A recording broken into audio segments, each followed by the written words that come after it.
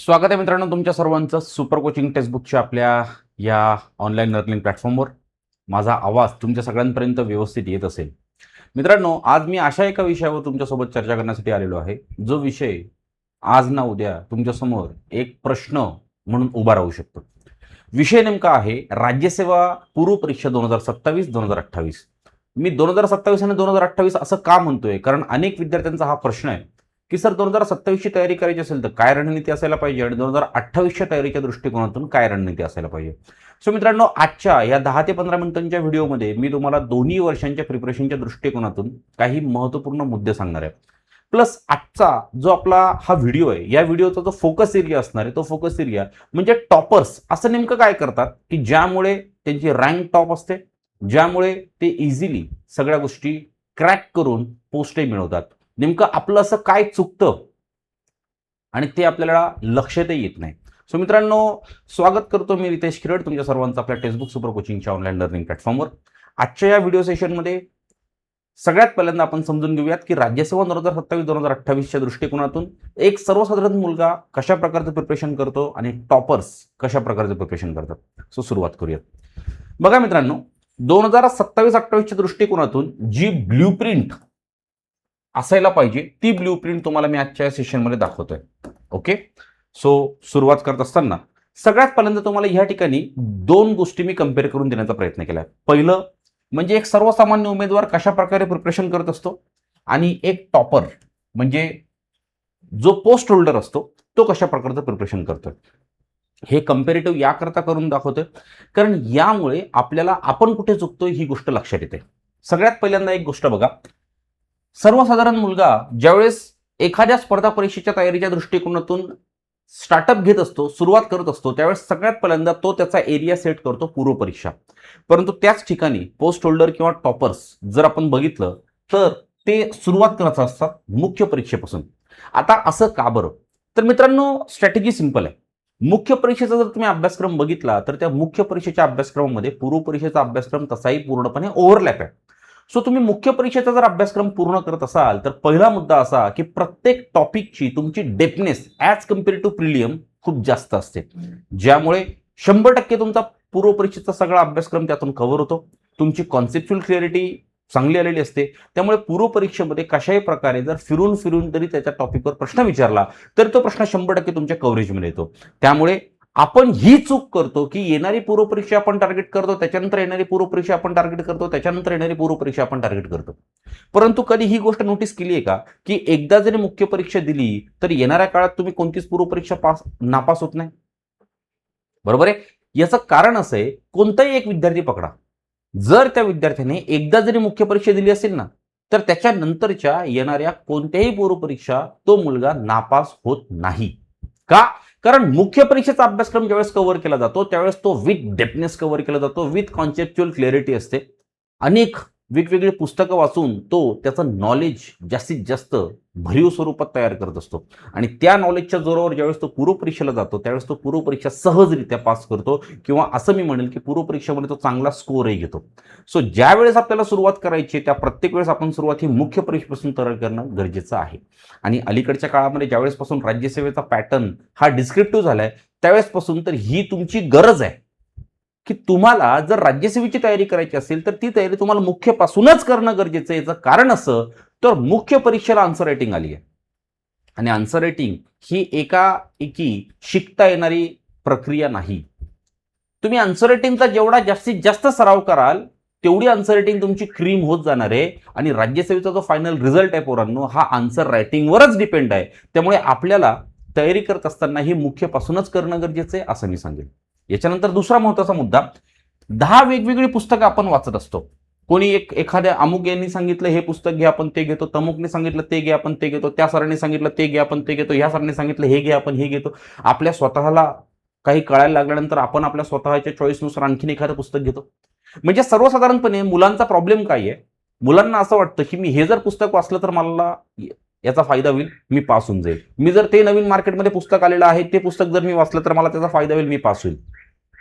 म्हणजेच एका विषयासाठी आपण एकापेक्षा अधिक पुस्तकं, म्हणजे मी एक सर्वसाधारणपणे असं लावलंय की एका विषयासाठी 10 वेगवेगळी पुस्तकं वाचत बसतो. परंतु टॉपर्सचा जर आपण विचार करतो म्हटलं तर तो एकच पुस्तक 5 ते 10 वेळा वाचून काढतो. म्हणजे विषय असा आहे, एक गोष्ट तुम्हाला समजली पाहिजे, की मित्रांनो कोणतंही पुस्तक असू द्या, फॉर एक्झाम्पल हे लक्ष्मीकांतचं पुस्तक आहे. कोणतंही पुस्तक असू द्या, ते पुस्तक तुम्ही किती चांगल्या पद्धतीने वाचत आहात, त्या पुस्तकामध्ये दिलेली इन्फॉर्मेशन किती चांगल्या पद्धतीने समजून घेत आहात, त्या पुस्तकामध्ये दिलेल्या संकल्पना किती तुम्हाला क्लिअर आहेत, यावर तुमचा रिझल्ट डिपेंड आहे, ना की 10 वेगवेगळी पुस्तकं वाचून. आणि एक गोष्ट आणखीन क्लिअर करा, राज्यसेवेच्या मुख्य परीक्षेचा जर विचार करतो म्हटलं तर राज्यसेवेच्या मुख्य परीक्षेमध्ये जे काय वेगवेगळे विषय आहेत, या विषयांवर येणारे जे काय वेगवेगळे प्रश्न आहेत, हे प्रश्न तुमच्या पुस्तकावर आधारित येत नाहीत. ज्या ठिकाणी तुमचं पुस्तक संपतं मित्रांनो, तिथून पुढे तुमचे प्रश्न चालू होतात.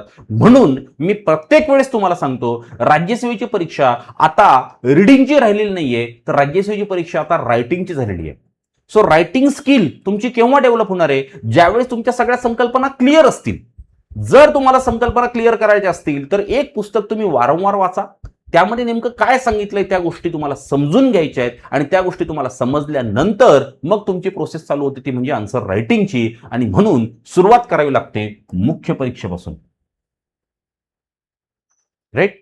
त्याच्यानंतर जर थोडंसं पुढे गेलो, आपण काय करतो, फक्त पीवायक्यू सोडवतो आणि पीवायक्यूज मध्ये मला किती मार्क्स मिळालेत ते बघतो, आणि कमी मार्क्स मिळाल्यानंतर आपण घेतो टेन्शन.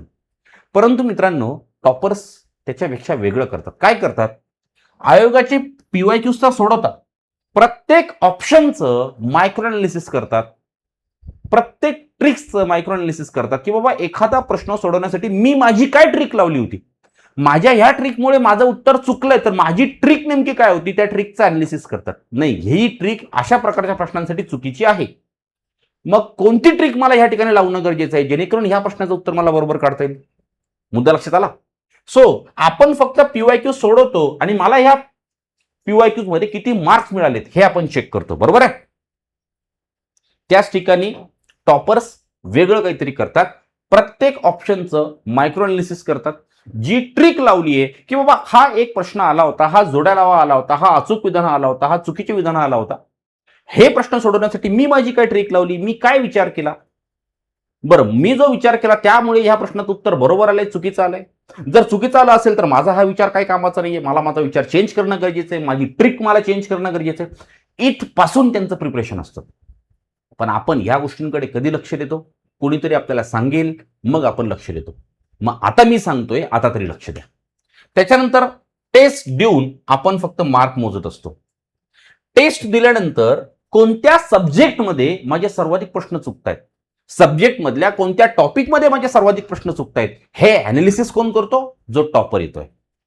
यामुळे टू द पॉइंट स्टडी करण्यासाठी त्याला होते मदत.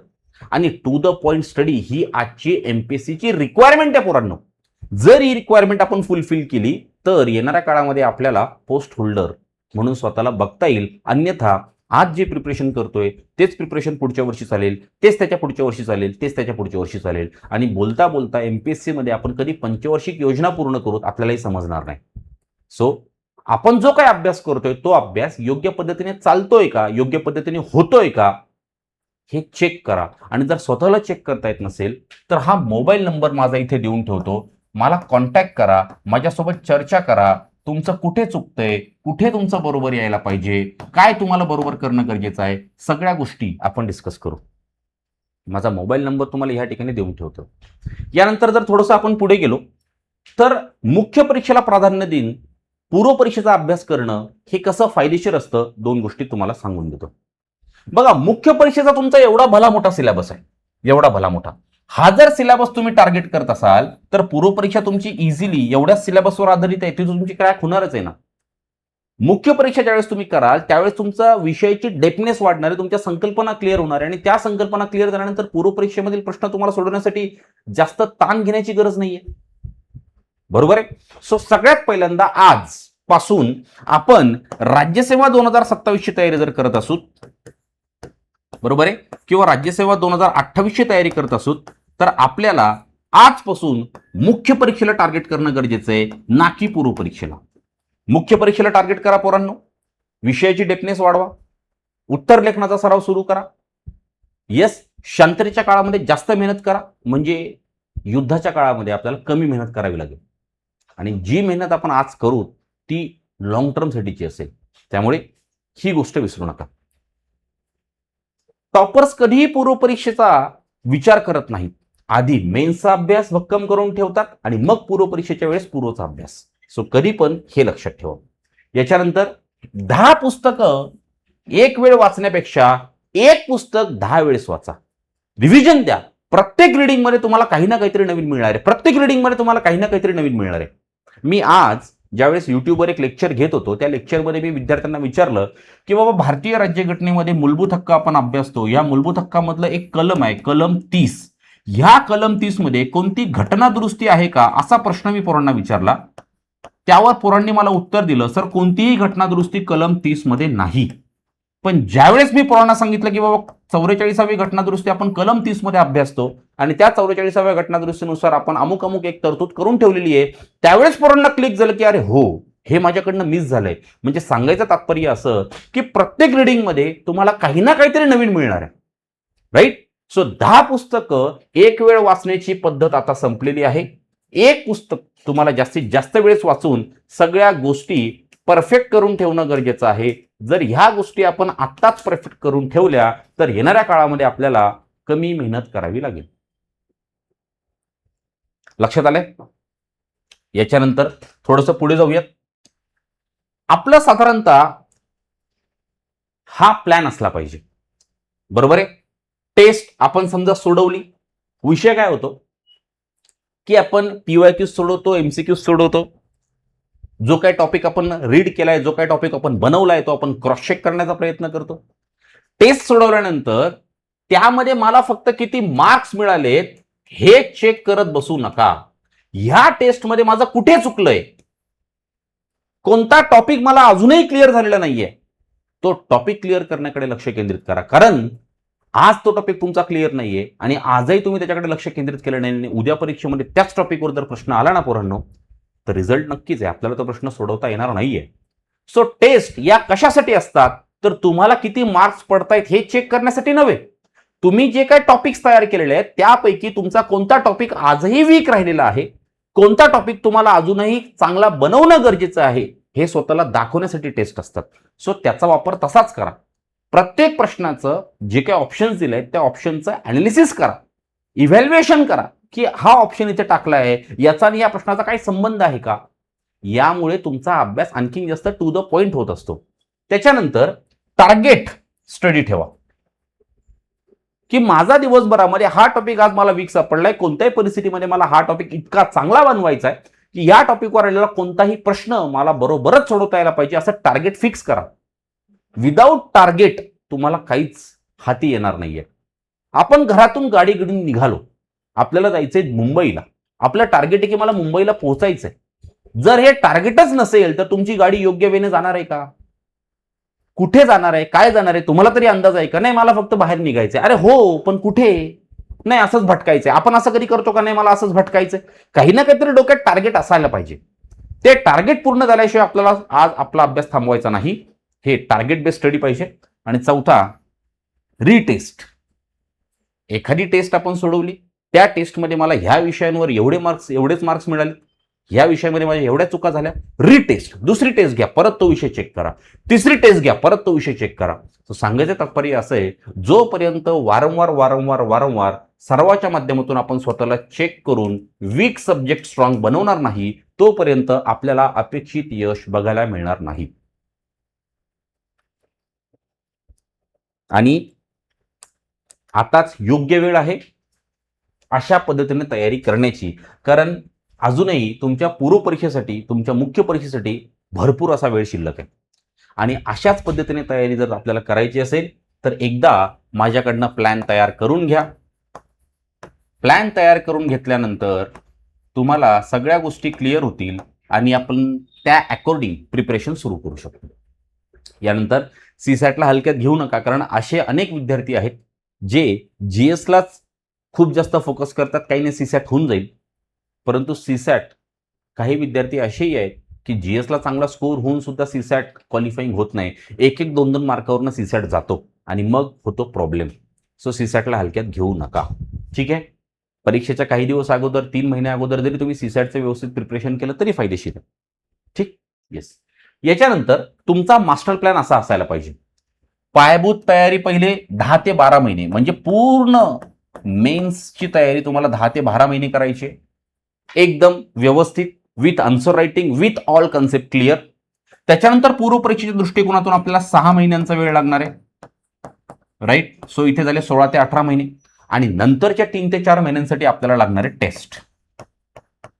बरोबर आहे. डेली बेसिसवर एक जरी टेस्ट आपण सोडवली आणि त्या टेस्ट अनालिसिस करून उर्वरित दिवसाचा वेळ जर आपण त्याच ठिकाणी युटिलाइज केला तर त्याचा आउटपुट आपल्याला चांगला मिळेल. बघा पोरांनो, तुम्ही ग्रॅज्युएशन 3 ते 4 वर्षांसाठी केलंय. 3 ते 4 वर्षांनंतर तुम्हाला डिग्री मिळाली आहे. सो कोणत्याही गोष्टीचा एक लिमिटेड टाइम पिरियड आहे. एमपीएससी राज्यसेवेच्या माध्यमातून जरी तुम्हाला पोस्ट हवी असेल तरी त्याच्यासाठी 18 ते 24 महिने तुम्हाला लागणार आहेत. आणि त्या 18 ते 24 महिन्यांमध्ये तुमचा एक स्ट्रक्चर्ड प्लॅन असणं गरजेचं आहे. तो स्ट्रक्चर प्लॅन जर नसेल तर त्या 24चे कधी 48 महिने होतात आपल्याला कळतही नाही. आणि दिवसामागून दिवस निघून जातात. आयोगही दिवसेंदिवस परीक्षांमध्ये बदल करत चाललाय, काठिण्य पातळी वाढवत चाललाय. सो या वाढलेल्या काठिण्य पातळीमध्ये आणखीन जास्त फाईट करून पोस्ट मिळवण्यासाठी मेहनत करत बसण्यात काही अर्थ नाहीये. सो आता सुवर्ण काळ चालू आहे, कारण डिस्क्रिप्टिव्ह पॅटर्नमुळे राज्यसेवेला येणाऱ्या पोरांची संख्या ही खूप जास्त कमी झालेली आहे.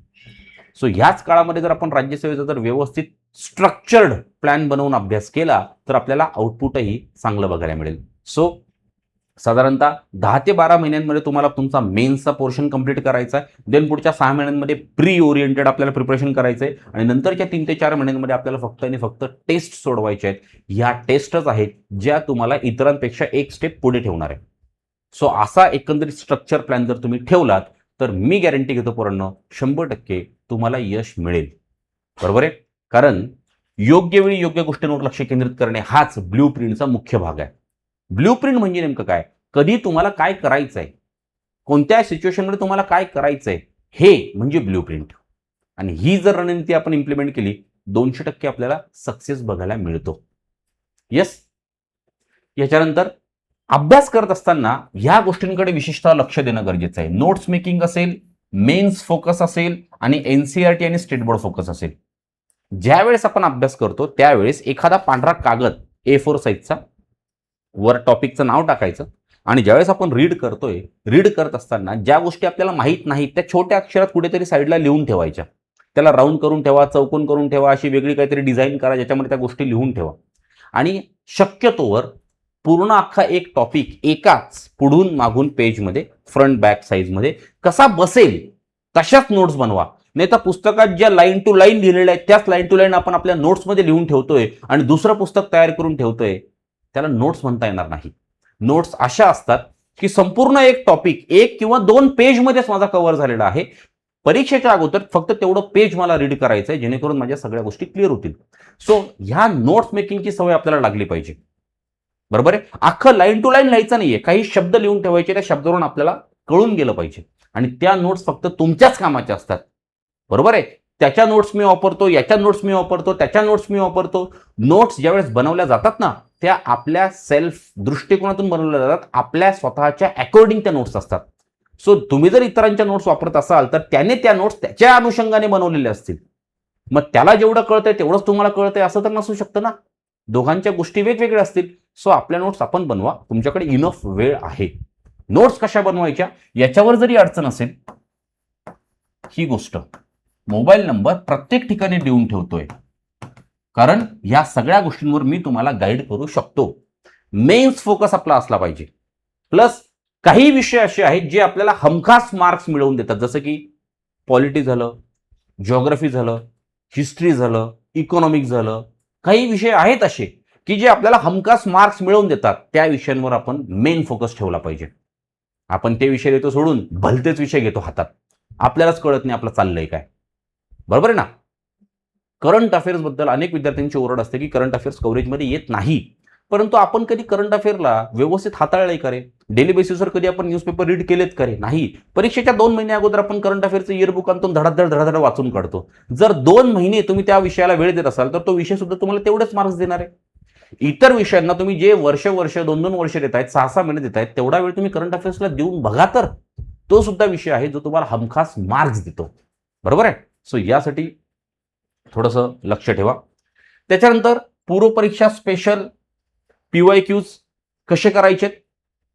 PYQs आपल्याला डिकोड करायचे आहेत. मागील 10 वर्षातील जर PYQs तुम्ही करत असाल तर मागील 10 वर्षातील PYQs डिकोड करायला शिका. डिकोड म्हणजे हा टॉपिक आहे, ह्या टॉपिकवर एवढे प्रश्न विचारलेत, ह्या प्रश्नांमध्ये अशा प्रकारचे प्रश्न जास्तीत जास्त बघायला मिळतात. मग ह्या प्रकारच्या प्रश्नांना जर आपल्याला टार्गेट करायचं असेल तर हा टॉपिक कसा रीड करणं गरजेचं आहे हे आपल्या डोक्यात फिक्स पाहिजे. हा टॉपिक आलाय, ह्या टॉपिकवर अशा प्रकारचे प्रश्न विचारलेत, मग हे प्रश्न जर आपल्याला 100% सोडवायचे असेल तर टॉपिक कसा रीड करावा लागेल हे आपल्या डोक्यात फिक्स पाहिजे. तरच आपण म्हणू शकतो की मी PYQs डिकोड केले. PYQs वाचणे आणि PYQs सोडवणे म्हणजे PYQs डिकोडिंग चुकीची कॉन्सेप्ट आहे. बरोबर आहे. टॉपिकनुसार कसा प्रश्न विचारला जातो हे आपल्याला कळायला पाहिजे आणि तो प्रश्न कव्हर करण्यासाठी मला तो टॉपिक कसा रीड करावा लागणार आहे हे आपल्याला कळलं पाहिजे. त्याला म्हणतात PYQ डिकोडिंग. त्याच्यानंतर स्टँडर्ड बुक्स यूज करा. एकच पुस्तक वापरा, परंतु ते व्यवस्थित रीड करा, 10 वेळेस रीड करा. त्यातल्या सगळ्या मायक्रो कॉन्सेप्ट समजल्या नाही, त्या जर समजल्या नाही विषय संपला. त्याच्यानंतर करंट अफेअर्सला साधारणतः एक तरी न्यूजपेपर तुमचा रोज रीड झाला पाहिजे आणि एक मॅगझिन. बरोबर आहे. ह्या गोष्टी आपल्या झाल्या पाहिजे तर आपला करंट अफेअरचा जो सेगमेंट आहे तो कव्हरेजमध्ये येईल, अन्यथा नाही. आणि 2027, 28, 29 वाल्या विद्यार्थ्यांसाठी ही स्ट्रॅटेजी म्हणजे 200% पोस्ट. याबरोबरच आपली जी टेक्स्टबुक सुपर कोचिंगची जी बॅच आहे, या बॅचमध्ये आम्ही काय केलंय, हे 2 ऑफिसर्स आहे. एक आहे मंतेश पाटील सर जे डेप्टी कलेक्टर म्हणून 2024च्या बॅचमध्ये EWS रँक 1 नी सिलेक्ट झालेले आहेत आणि एक आहे शुभम तिजारी सर जे कॅफो आहे. बरोबर आहे. सो हे दोघंही क्लास 1 ऑफिसर टेक्स्टबुक सुपर कोचिंगचं मॉड्यूल बघून टेक्स्टबुक सुपर कोचिंग सोबत जॉईन झालेत म्हणजे की बाबा ते म्हणे सर आम्ही जमल, जोपर्यंत आम्हाला जॉईनिंग मिळत नाही तोपर्यंत आम्ही विद्यार्थ्यांना गाईड करू. कसा अभ्यास करायचा आहे, काय करायचं आहे, कसा तुमचा प्लॅन असायला पाहिजे, कोणत्या ठिकाणी तुम्हाला काय करणं गरजेचं आहे, कोणत्या फेजमध्ये आल्यानंतर काय करणं गरजेचं आहे, हे सगळं गायडन्स म्हणजे थोडक्यात ऑफिसर्स मेंटॉरशिप आम्ही तुम्हाला देतोय ह्या बॅचमध्ये. मग ही बॅच जर तुम्हाला जॉईन करायची असेल तर ही बॅच जॉईन करण्यासाठी सुद्धा तुम्हाला हाच मोबाईल नंबर आहे जो फायदेशीर आहे.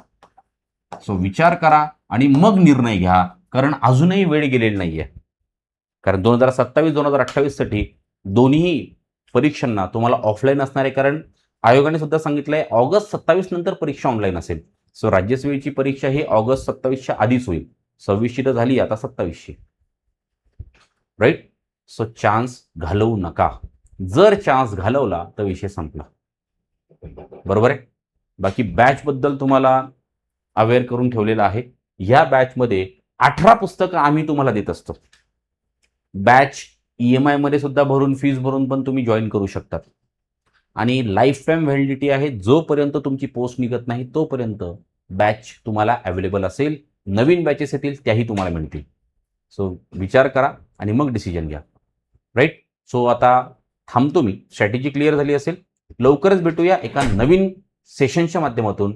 दिवसभरात कधी वेळ मिळेल कॉन्टॅक्ट करा आणि एकदा आपला रोड मॅप क्लिअर करून घ्या. थँक्यू.